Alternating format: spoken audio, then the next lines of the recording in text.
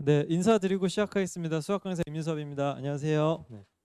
근데 뭐 입시 설명회가 수학 설명회보다 인기 없는 건 좀 처음인 것 같은데요. 네, 일단은 뭐 제가 첫 번째 연사기도 하고 제가 원래 중간 타임에 들어가면 좀 막 장난도 치면서 하는 편인데 첫 번째 연사기도 하고 일단 아무래도 주요 테마가 입시다 보니까 조금 정보 전달 위주로 좀 차분하게 해보겠습니다. 일단은 중3 친구들이 지금 수학 공부를 하는 거에 포커스는 사실 실력을 쌓는 거가 맞겠죠. 뭐 당장 내신 들어가 있는 건 아니니까.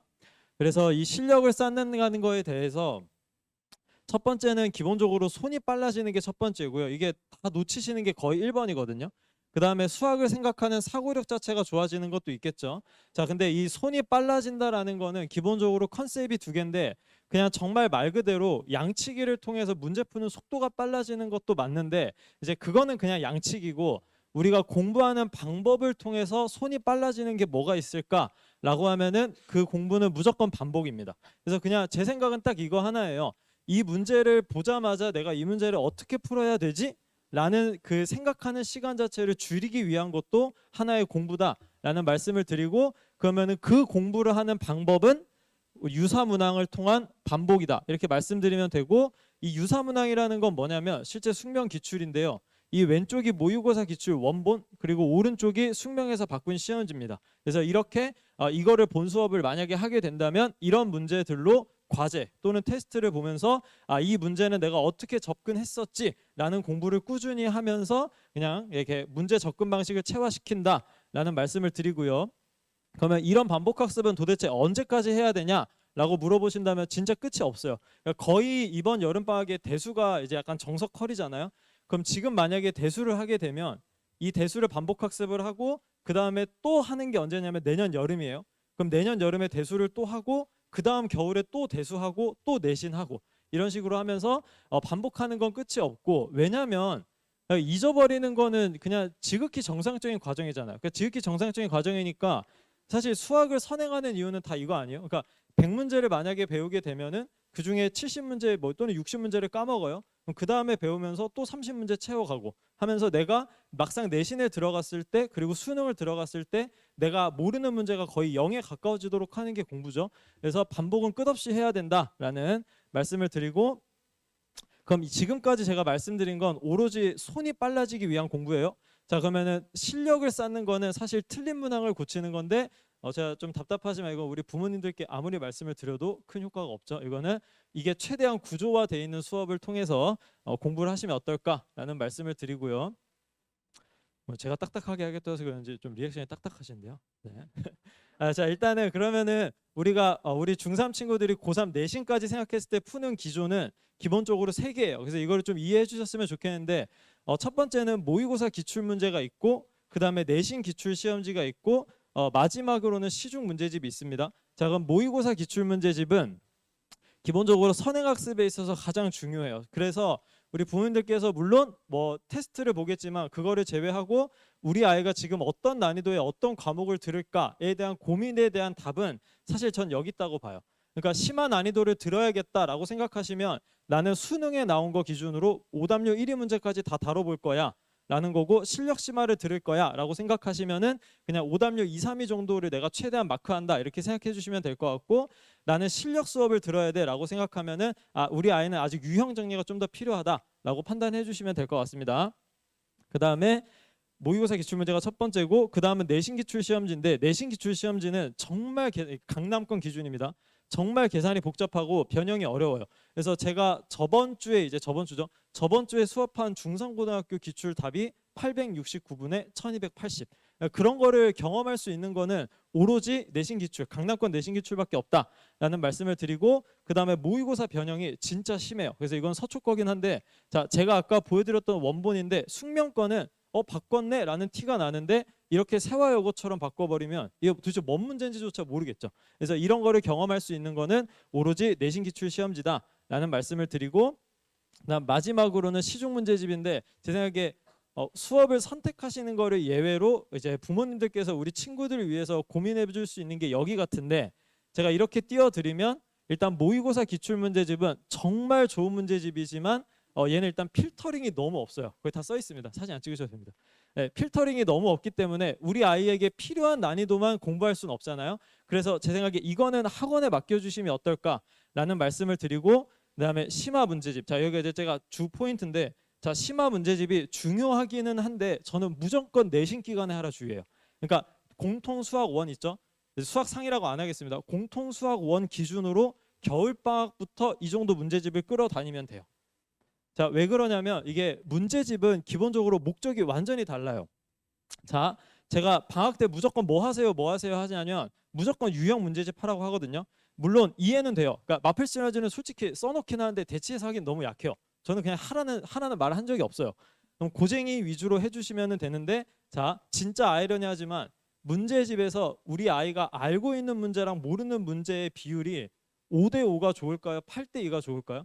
전 무조건 8대2예요. 이게 그냥 당연한 거예요. 그래서 자, 왜냐면 우리 친구들은 문제집만 가지고 공부하는 게 아니고 학원 교재가 있잖아요.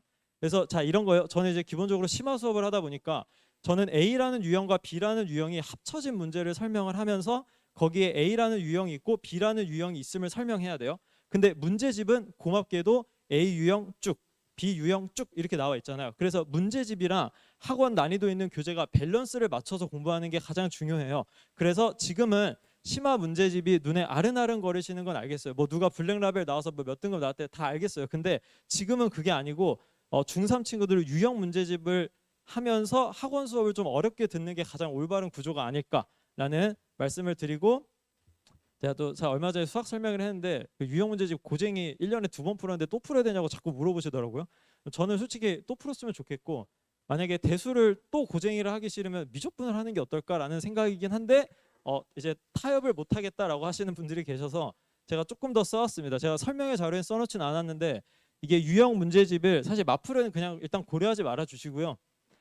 고쟁이가 제일 좋아요. 전 고쟁이만한 문제집 아직 없다고 생각해요. 유형 문제집은 고쟁이가 제일 좋은데 이게 너무 쉬우면은 시험 직전 R이라든지 내신 하이엔드 정도 선택해 주시면 좋을 것 같아요. 단 우리 아이가 너무 버거워한다고 느껴지시면 절대 3스텝 또는 C단계는 하지 말아주세요. 그거는 3스텝은 애시당초 유형 문제가 아니기 때문에 문제집의 목적에 부합되지 않아요. 그래서 이렇게 3개 정도로 고려해 주시고, 그냥 고쟁이가 너무 싫으면은 요런 쪽. 근데 제가 이거를 이제 3년 전에 혼자 처음 발견해서 설명회에서만 오픈했었는데 이거 지금 그 서점에 파는지는 모르겠습니다. 아마 인터넷 구매로 알고 있긴 하거든요.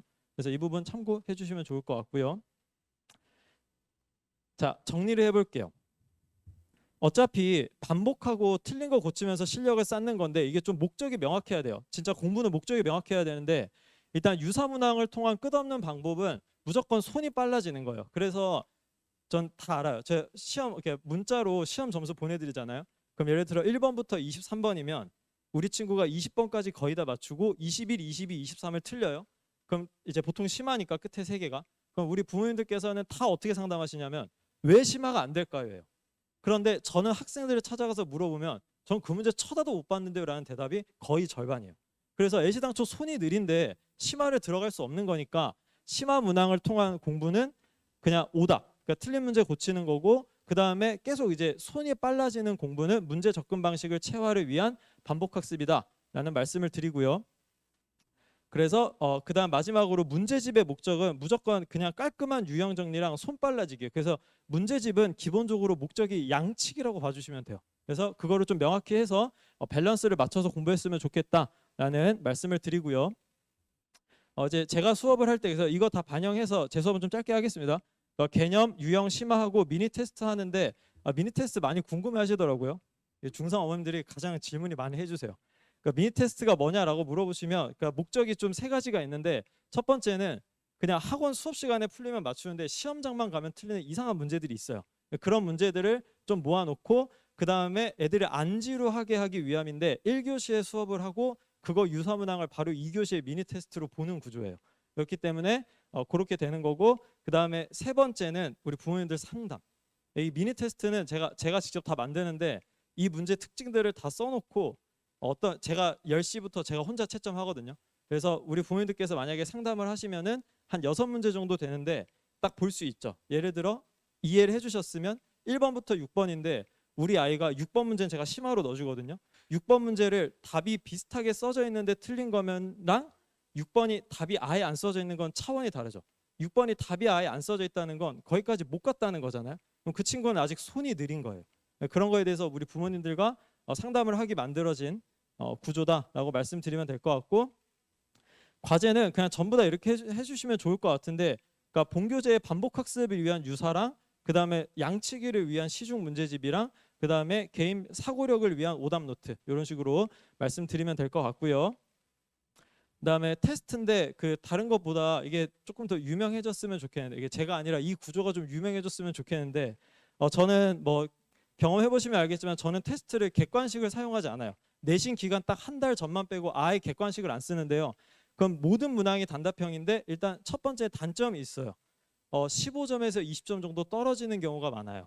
그래서 상담이 자주 오죠. 이제 제가 생각하는 개인적인 단점이고, 그런데 왜 그렇게 15점에서 20점이 떨어지냐라는 질문을 해주시면 찍어서 맞추는 것도 포인트가 돼요. 그것도 맞는데 가장 중요한 포인트는 뭐냐면 뭐 KMO 준비라든지 등등을 하잖아요. 그럼 이 친구들이 정말 암산을 많이 해요. 그러니까 안 써요. 암산을 많이 하는데 객관식의 가장 큰 장점은 내 암산이 틀리면 보기에 답이 없어요. 근데 단답형은 보기가 없잖아요. 그래서 내 암산이 처음부터 끝까지 다 맞아야 돼요. 근데 저는 좀 소신이 있는데 진짜 완벽하지 않는 한 대치 내신 기준은 암산이 아주 많이 들어가면 좀 불리해요. 차라리 왜 어릴 때부터 다 쓰게 배우는 친구들도 있거든요. 그 친구들이 조금 더 빨리 점수가 잘 나와요. 그래서 제 개인적인 소신, 수학 실력을 떠나서 점수를 올리는 건 제 생각에 무조건 계산입니다. 그래서 이 계산을 어떻게든 잡아내기 위해서 그 뭐 868분의 뭐 1280 그런 거 답을 어떻게 그거를 맞추기 위해서 저는 객관식이 아니라 단답형으로 진행하고 있다라는 말씀을 드리고요. 그 다음에 실력은 쌓아야죠. 실력을 쌓아야 되니까 저의 구조상은 시험이 끝나고 결과를 학생들한테 주는데 학생들이 직접 다 고쳐서 10시부터 저랑 제 직원이랑 뭐 조교쌤들한테 채점 받으면서 다 고치도록 하는 구조로 진행되고 있다라는 말씀을 드리고요. 그 다음에 뭐 만약에 제 수업을 들으신다면 저는 이제 제안할 게 있습니다. 저는 일단 코로나는 끝났다고 보기 때문에 저는 애시당초 동영상을 월 2회 넘게 받아주지 않습니다. 그리고 라이브 하면서 뭐 출석 체크해달라 뭐 하는 거 아예 받지 않겠습니다. 저는 학원에 와야 된다 주의가 좀 강하기 때문에 이게 동영상하고 라이브 하잖아요. 그럼 우리 친구들 테스트 오답 아예 안 해요. 관심도 없습니다. 그래서 그냥 무조건 이렇게 제안해서 수업 진행하도록 하겠습니다. 그래서 일단 저는 그 7월 17일에 개강하고 대수 심하고요. 공통수학원 문제풀이는 많이 할 건 아니고 매 회차 20문제 정도 할 건데 15문제들은 그냥 이미 알고 있는 복습용일 거고 한 5문제 정도 고민할 만한 난이도로 가겠다라는 말씀 드리고요. 그다음에 그 정규반은 저는 3번만. 제가 좀 성격 좀 눈치채셨을 것 같은데 저는 공부 억지로 하는 친구들은 좀 오래 못 가는 것 같아요. 그러니까 내가 좀 공부를 하고 싶은데 뭔가 그런 느낌의 학생들이 저랑 좀 잘 맞는 것 같다라는 말씀을 드리고, 자 그다음에 여기죠. 제가 이제 이 커리 때문에 사실 너무 고민이 많은데 일단은 교육과정이 바뀌었어요. 네, 사실 가장 불쌍한 학년이기도 합니다. 제가 봤을 때. 근데 일단 첫 번째는 불안해하지 마시고요. 수학에 한해서 이거는 그냥 없어요. 자료 없고요. 그냥 편하게 들어주세요. 사진 찍으실 것도 없어요. 네. 유튜브 치면 다 나와요 요즘에. 네, 불안해하지 않으셔도 되고 뭐 물론 학원 문자는 불안하게 갈 것 같아요. 네, 그냥 전혀 쫄지 않으셔도 될 것 같고, 일단 대수, 미적원, 미적투는 바뀐 게 이름밖에 없어요. 그래서 아예 똑같습니다. 그러니까 지금 대수는 수학 1이랑 똑같고 완전히 똑같으니까 신경 안 써주셔도 될 것 같고, 근데 이거는 좀 거슬리죠. 확률과 통계가 중요해졌죠. 이건 모두가 인정하는 거고, 왜냐하면 사실 현재 이과 친구들, 현재 고2 이과 친구들은 만약에 내가 정시를 하겠다고 하면 확률과 통계를 안 해요. 그러니까 내신에서 4등급 받고 말고 신경도 안 씁니다. 왜냐면 수능에서 안 봐버리니까. 그래서 확률과 통계가 중요해졌다라는 말씀 드리고, 그러면은 이제 가끔 들어오는 질문이 미적분2는 빠졌는데 저는 이건 일단 대학 입장을 기다려봐야 된다고 생각해요. 그러니까 솔직하게 뭐 제가 지금 서울대 입장이 될 수는 없는 거잖아요. 그래서 미적분2를 어떻게 할지에 대해서는 저도 좀 고민이 있다라는 말씀을 드리고, 대신 확률과 통계는 중요했고 이제 관심 있는 부분은 사실 여기잖아요. 그럼 사실 얘가 제일 많이 바뀌긴 했어요. 이렇게 바뀌었는데, 자 기존에서 수학상에 있던 다항식, 방정식, 도형인데 이 도형이 여기로 빠졌고요. 그 다음에 여기 있는 경우의 수, 수학하죠. 2학기에 있던 수학하 경우의 수가 이쪽으로 당겨졌고요. 그다음에 행렬이 추가됐는데 일단 행렬이 추가된 거는 전혀 쫄지 않으셔도 돼요. 그러니까 첫 교과과정 들어와서 새롭게 생기는 단어는 일단 문제가 어렵지 않아요. 수능이 없기 때문에 어렵지 않고 전혀 쫄지 않으셔도 되고 사진 찍으셔서 들어가질 못하겠네요. 자, 제가 여기서 포인트를 말씀드릴 건 좀 예민한 얘기일 수도 있긴 한데 자, 작년 1학년입니다. 작년 1학년 1학기 진선요고 중간고사에 100점이 5명이었어요. 근데 1학기에서 최종 1등급을 받은 친구는 그 5명 중에 한 명도 없습니다. 의 뜻은 뭐냐면 이렇게 여기에 이제 중간 기말이거든요. 아 그러면은 도형의 방정식이 어렵구나 도 사실인데 제가 수업을 해보고 교재를 만들면 다항식 방정식이 중간고사인데 다항식 방정식은 어려워봤자예요. 그러니까 어려워봤자 내용적으로 어렵지 않고 그냥 계산만 죽여요. 그러니까 좋지 않고 근데 도형부터 시작되는 여기 밑에 4개 단원 있죠. 여기 4개 단원은 그냥 내용 자체가 어려워 보일 수 있는 거죠. 네, 그렇기 때문에 그렇게 기말고사가 중요하다는 얘기를 다들 하는 것 같아요. 그러면은 지금 우리 친구들에게 1학기 기말고사는 누가 해주죠? 부등식부터 경우의 수까지입니다. 그래서 포인트 첫 번째는 경우의 수는 무조건 중요해졌습니다. 즉 어쩌면 이번 교과과정에서 뭐 목적이 있는지 모르겠으나 본의 아니게 중요해진 건 경우의 수랑 확률과 통계니까 그쪽 단원이 중요해진 게 맞죠. 그래서 그거는 부정할 수 없을 것 같고 여기는 그 이름만 봐도 숨막혀요. 여기 다 어렵습니다. 이게 집합명제 쉽다고 생각하실 수도 있는데요. 이 집합명제가 솔직하게 막상 시험지 까보면은 등급 나누는 문제 거의 집합이고요. 네, 함수가 좀 내용적으로 어려워서 애들이 이거를 등한시하는 거지 이게 더 어렵습니다. 그래서 여기 그냥 어려운 거 다 들어갔다고 생각해 주시면 될 것 같아서 그냥 공통 수학2가 너무 어려워지지 않았나 라는 좀 생각이 있습니다. 그래서 이런 상황이 없었으면 좋겠어요. 내신 곧잘 봤는데 여기서 갑자기 툭 떨어지고 이런 경우가 좀 없었으면 좋겠다. 그래서 그거를 미리 대비해서 좀 커리큘럼을 짜보자 라는 말씀을 드리고요. 그래서 이거는 그냥 단순 제컬이에요. 저 이게 마지막 장인데 단순 제컬인데요. 일단 저는 7월, 8월, 9월, 10월, 11월 그러니까 여기 이제 예비고일 주 시즌이죠. 1월, 2월 이렇게까지 말씀을 드릴 건데 자 대수 심화, 미적원 심화하면서 공수원, 공수투 문제풀이 할 건데 이제 그냥 솔직하게 이거 너무 그러니까 많이 하진 않을 거고 한 20문제 정도 맞출 거예요. 그래서 기억을 살리자 정도로 할 거고 자 11월, 12월에 약간 변동이 있을 수 있긴 한데요. 저는 여기서 그러니까 미적분2를 솔직히 안 하고 들어가긴 좀 불안하잖아요. 그래서 미적분2는 좀 볼륨을 낮추고 하긴 할 건데 볼륨을 낮추고 아무리 생각해도 여기서 확통은 한번 하고 고등학교 들어가야 될 것 같아요. 자 그래서 저는 정규반을 이렇게 구성을 할 거고 자 1월, 2월도 약간 특이해요. 사실 좀 먼 얘기긴 한데요. 보통 저녁반이 정규반이니까 저녁에 공통수학 1을 하잖아요. 그리고 오전에 공통수학 2를 듣는데 저는 반대로 할게요. 왜냐하면 저녁반은 수업이 14회차가 되고 이 오전 특강반은 12회차에 끝나야 돼요. 그래서 저는 얘네들이 바꿔서 공통수학 2를 저녁에 할 거고 공통수학 1을 오전에 하는 구조로 커리를 짜겠다라는 말씀을 드리고요. 근데 이거는 그냥 개인적으로 제 생각이고 그냥 우리 부모님들께서 포인트로 두셔야 될 건 이건 안 써주시니까 스스로 한번 우리 친구들과 질문에 대답을 해보시면 될 것 같은데 우리 아이는 24년도에 꼭 미적분2를 해야 될까에 대한 고민을 먼저 답을 좀 내려주세요. 안 해도 뭐 어때요? 이게 미적분2는 고3 내신 그리고 확률과 통계는 고2 내신. 네, 그래서 저는 미적분2를 그래도 불안해하는 우리 부모님들이 너무 워낙 많으실 것 같아서 미적분2를 하긴 하되 좀 그냥 난이도랑 볼륨을 좀 낮출 거고 대략 확률과 통계를 집어 넣으면서 좀 이렇게 학생들과 같이 소통하겠다라는 말씀드리고 자 그다음에 꼭 기억해 주셔야 될 건 제 개인적인 생각인데 확률과 통계는 이번 겨울방학이죠. 네, 내년 1, 2월까지 무조건 한 번은 들어주시는 게 맞는 것 같아요. 네, 왜냐하면 그 다음은 여름방학인데 여름방학은 절대 확통할 시간 안 나옵니다. 일단 과탐이 여기 있기 때문에 절대 시간 안 나와요. 그래서 이번 겨울방학까지 확통을 1회 정도는 1회 독 정도는 해달라라는 말씀을 드리고요. 그 다음에 공통수학 1보다 공통수학 2가 그냥 훨씬 커요. 네, 크니까 이거 꼭 이해하고 공부해 주셨으면 좋겠다라는 말씀을 드리고 그 다음에 마지막은 제가 이제 끝나가야 돼요. 저 왜 목이 쉬었죠? 열심히 했나 봐요. 네, 과탐은 왜 그렇게 제가 중요하다고 생각하냐면 고2 내신이 되면 애들 다 결국 수학 아니라 과탐 때문에 여기 와 있어요. 진짜로. 그러니까 마지막에 수학 수업을 좀 빠진 애들 다 물어보면 다 과탐이에요. 1학년 때 한국사가 그렇게 많이 힘들고 애들 괴롭힐 것 같잖아요. 과탐에 비해서 진짜 아무것도 아니에요. 지내보니까. 결국 다 과탐이거든요. 그래서 제가 작년에 상담 받으면서 가장 안타까웠던 게, 자 여름방학에 대수 심화하죠. 근데 무조건 어머님들 과목으로 말씀드릴게요. 공통 수학 원 내신을 무조건 잘 봐야겠다고 막 포커스가 맞춰지니까 대수 심화하면서 공통 수학 원 특강을 들어요.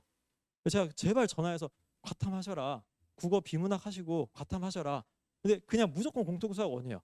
근데 그렇게 되니까 이제 내가 막상 내신 들어가서 공통 수학 원이 너무 지겹죠. 이미 다 했던 건데. 그래서 제 생각에 공통 수학 원 특강 이런 거보다는 과탐을 하시는 게 어떨까라는 좀 말씀을 드리고, 여유가 되면은 뭐 이렇게 국어까지 해서 중3 우리 여름을 좀 잘 마무리했으면 좋겠다라는 말씀 드리면서 대충 20분은 맞춘 것 같아요. 여기까지 하고 설명회 마칠 건데요. 잠시만요. 그 오른쪽 밑에 제 번호가 있을 거예요. 그래서 그냥 뭐 제 수업 관련이 아니라 우리 아이가 지금 현재 이런 상태인데 어떤 커리를 타는 게 좀 좋을지 궁금하시다라는 거 있으시면 저한테 문자 남겨주시면 제가 최대한 가식적으로 친절히 대답드리도록 하겠습니다. 예, 이제 물러가 보겠습니다. 수학 강사 임인섭이었습니다.